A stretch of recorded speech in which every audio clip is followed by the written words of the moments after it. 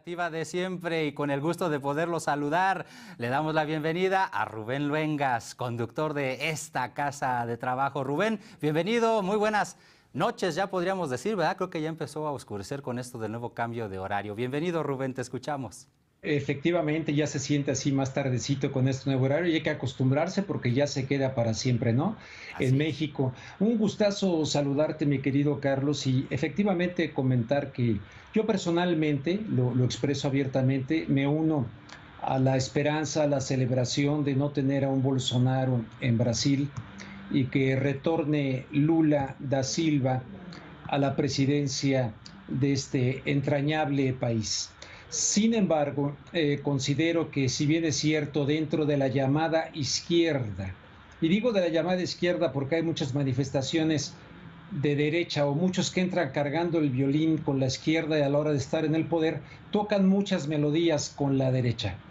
Pero analizando un poquito los antecedentes, a mí no se me olvida, y de hecho le voy a pedir a nuestro productor Ricardo Fuentes, porque desde entonces, fíjate, te hablo del 2009, mi querido Carlos. En 2009, Lula y Sarkozy, este presidente que pues no tenía nada precisamente de izquierdista de Francia, pidieron un cambio de la gobernanza mundial, tal como lo estamos viendo en este momento en pantalla. Para la gente que va en su auto, lo escucha en la radio, estamos presentando ahorita una portada de un diario donde hablaban Lula y Sarkozy pidiendo un cambio de la gobernanza mundial. ¿Qué significará esto en esta nueva etapa de Lula? Bueno, hay otra, esta no se la mandé ya, Ricardo, pero se las comento. El presidente Lula en su momento fue de las pocas figuras latinoamericanas que fue invitada por el entonces presidente de los Estados Unidos, George Bush, a Camp David, a Campo David. Entonces hablaron de libre comercio. Y hubo una portada del periódico Página 12 que decía Bush, el asesino de Bush en la guerra de Irak, etcétera. Bueno, y Lula da Silva en un mismo corazón. Y dijo entonces Lula da Silva que las expectativas que él tenía fueron superadas.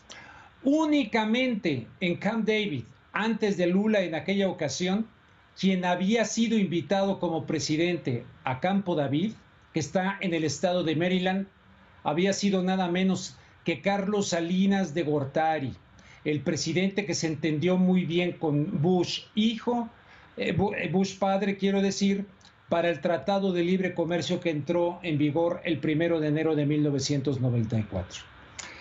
Pero luego, recientemente, el actual presidente de México, Andrés Manuel López Obrador, hace, ¿qué serán? Algunas semanas, dijo en su conferencia mañanera que había platicado con Lula, obviamente antes de volver a ser el presidente de Brasil, presidente electo, acerca de la integración de toda América, incluyendo a Estados Unidos y Canadá. Y de manera específica, dijo el presidente, no nada más aquello que era la integración latinoamericana, no.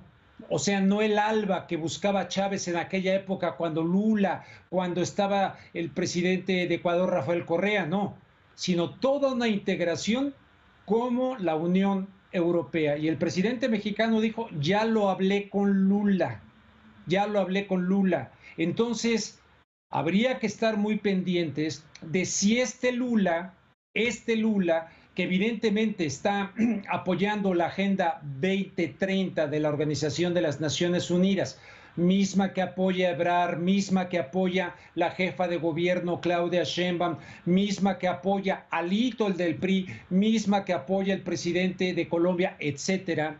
Habría que ver qué significa en este momento ser un gobierno de izquierda de cara a un proyecto de la Agenda 2030 que tiene justamente como primer punto el abolir la pobreza en el mundo.